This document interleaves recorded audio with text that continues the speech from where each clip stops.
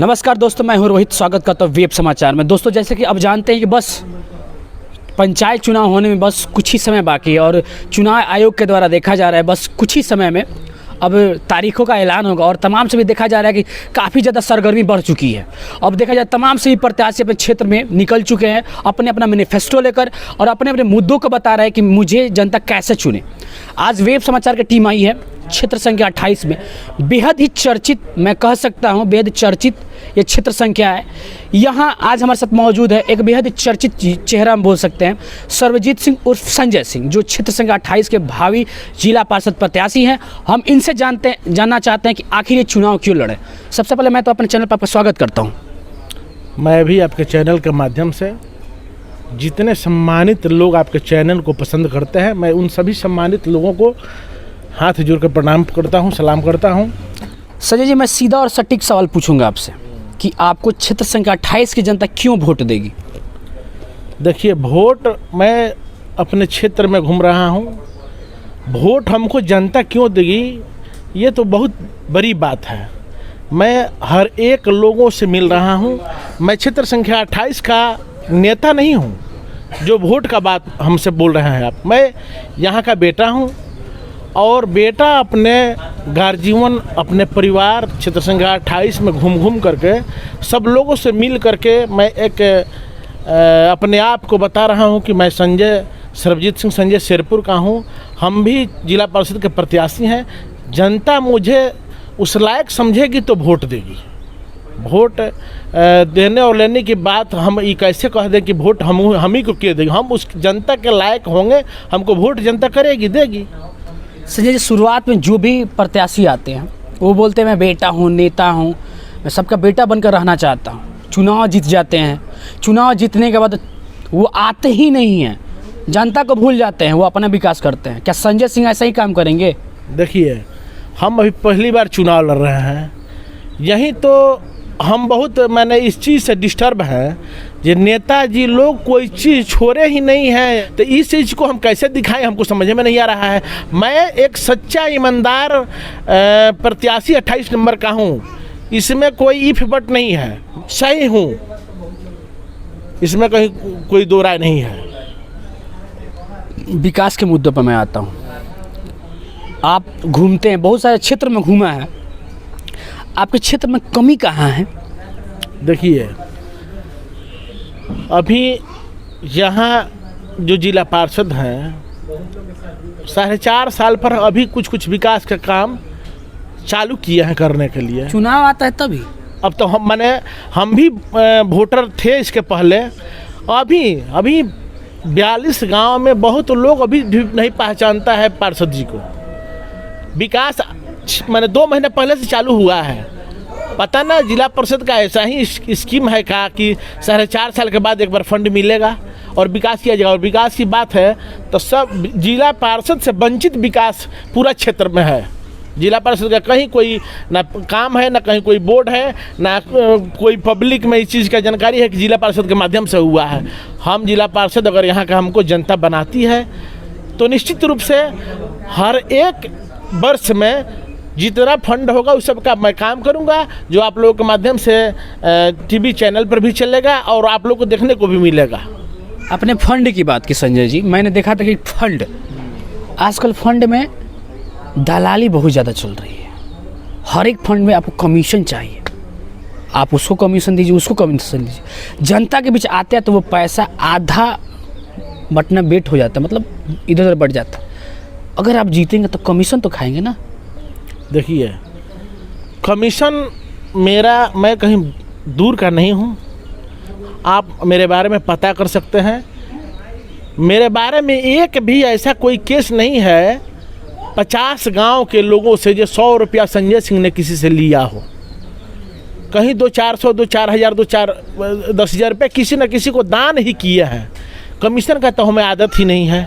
और कमीशन हम जब यहाँ के पार्षद होते हैं तो कमीशन नहीं लगने के लिए हम एक दिवसीय यही कार्य करेंगे कि कमीशन कैसे बंद हो। देखिए, ये तो 1900 शायद 52-55 से पंचायती राज का चुनाव चल रहा है, तो कमीशन तो अपने आप लोग दे करके लोगों को मन बढ़ा दिए हैं जो कमीशन मिलेगा।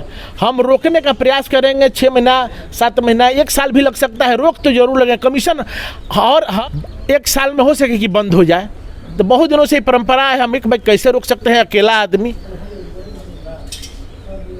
एक चीज़ मैं पूछना चाहता हूँ, अक्सर देखा जाता है पंचायत चुनाव में दारू मीट का बड़ा जिक्र होता है। लोग बोलता है कि जो भी प्रत्याशी आते हैं ना, तो दारू मीट से वो वोट बिक जाता है, रात को आएंगे और देंगे और वोट मिल जाएगा। तो आपको क्या लगता है कि ये दारू मीट का जो जिक्र है, इसमें कितना सच्चाई है, कितना इसमें मतलब? मैं इस पर विश्वास नहीं करता हूँ, क्योंकि दारू और मीट मेरे परिवार में, मैं 8 भाई हूँ, मेरे पिताजी भी चाय वो नहीं पीते हैं, और जनता मेरे साथ है। मेरे साथ धोखा और छल करने वाले लोग नहीं हैं।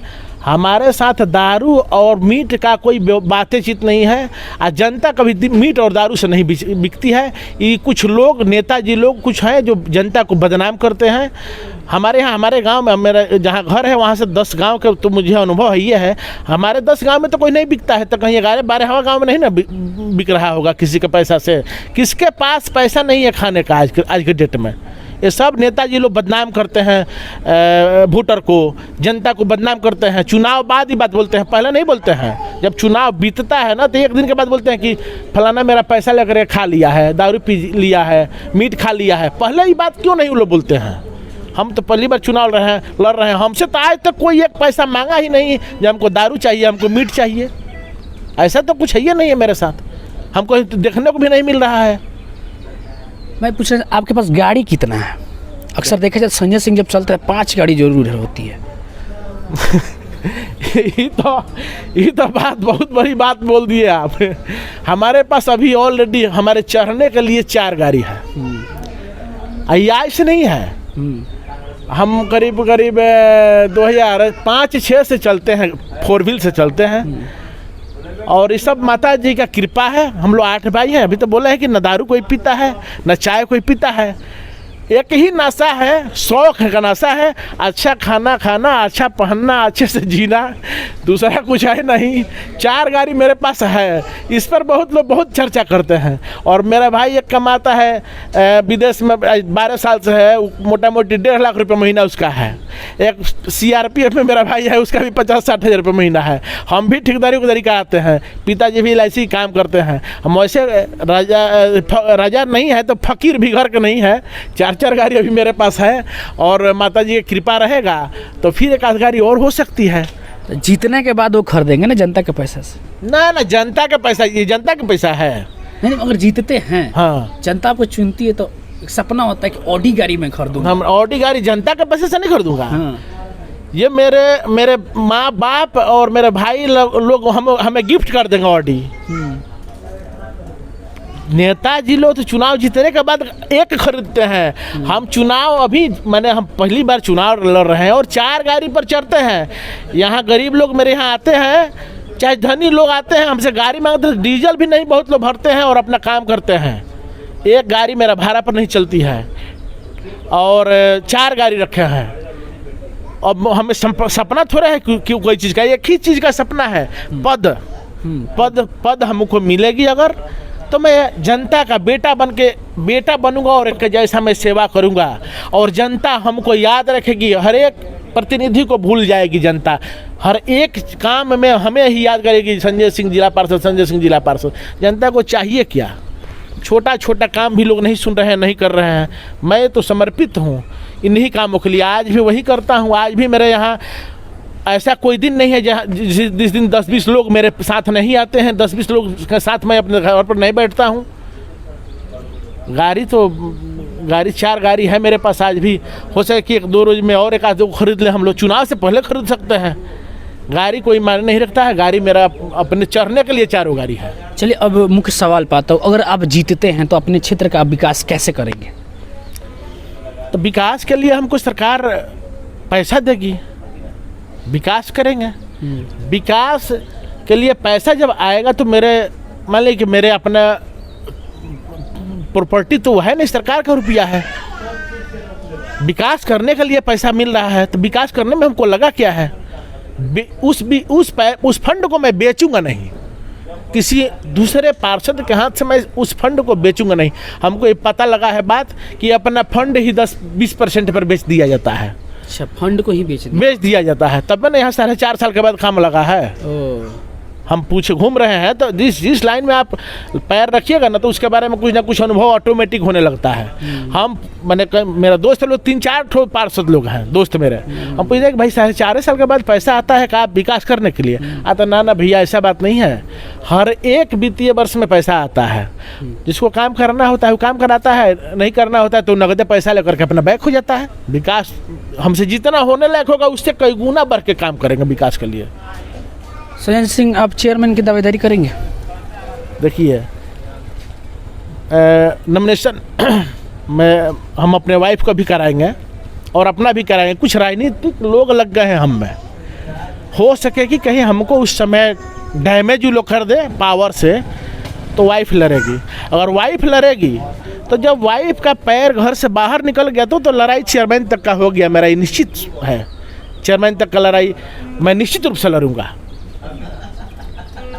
अब मुख्य मुद्दा होता है विकास। जैसे प्राथमिकता होती है कि आप सबसे अधिक किन मुद्दों पर सबसे ज़्यादा ध्यान देना चाहेंगे जो आप विकास कर पाए?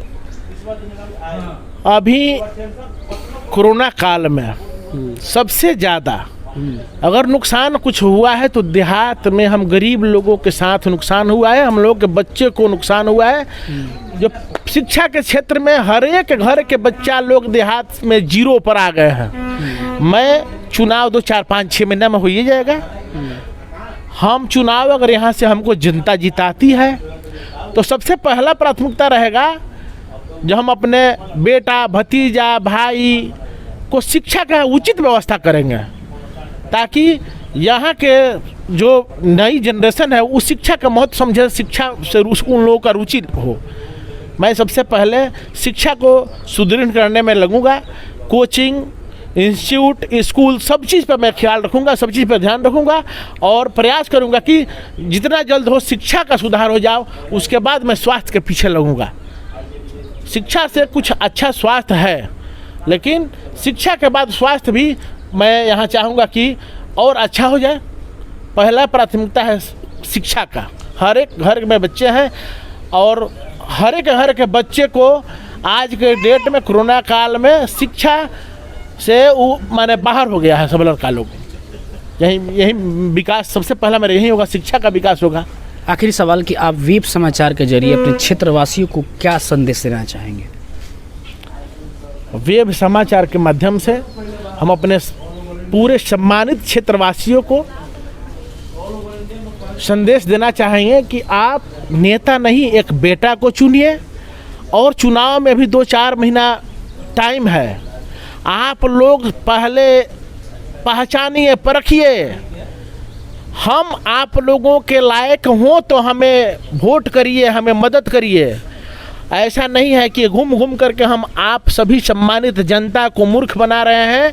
हमें बहुत जितना ज़रूरी है हमको जिला पार्षद हर हाल में बनिए जाना है, ये सब बात नहीं है। हम आप लोगों के लायक अगर हों तो हमें आप लोग वोट करें, हमें आप लोग पार्षद बनाएं ताकि मैं आप लोगों का सेवा करने में सक्षम रहूं और आप लोगों के इस कार्य के लिए, माने इस मदद के लिए, इस वोट के लिए अपने आप लोगों को, आप लोग हमें पार्षद बनाते हैं तो मैं आप सभी के लिए आजीवन आभारी रहूँगा। यही आपके चैनल के माध्यम से संदेश देना चाहता हूँ। दोस्तों, जैसे कि आपने देखा कि मैंने बहुत सटीकता से सवाल किया और बहुत बेहतर तरीके से संजय सिंह ने जवाब दिया कि मैं नेता नहीं बेटा बन के आना चाहता और अपने क्षेत्र का विकास करूंगा। जो विकास की गंगा रुक गई है उसे मैं बहाऊंगा और जितना हो सके सबसे ज़्यादा मेरा ध्यान रहेगा शिक्षा पर, क्योंकि अगर कोई भी व्यक्ति शिक्षित होगा तब वो विकास के मुख्य धारा से जुड़ पाएगा। आप आज हमारे साथ थे क्षेत्र संख्या 28 के भावी जिला पार्षद प्रत्याशी संजय सिंह। वीडियो कैसा लगा जो कमेंट बॉक्स में लिख के बताएं। मैं हूं रोहित और मैं विदा लेना चाहता हूं। नमस्कार।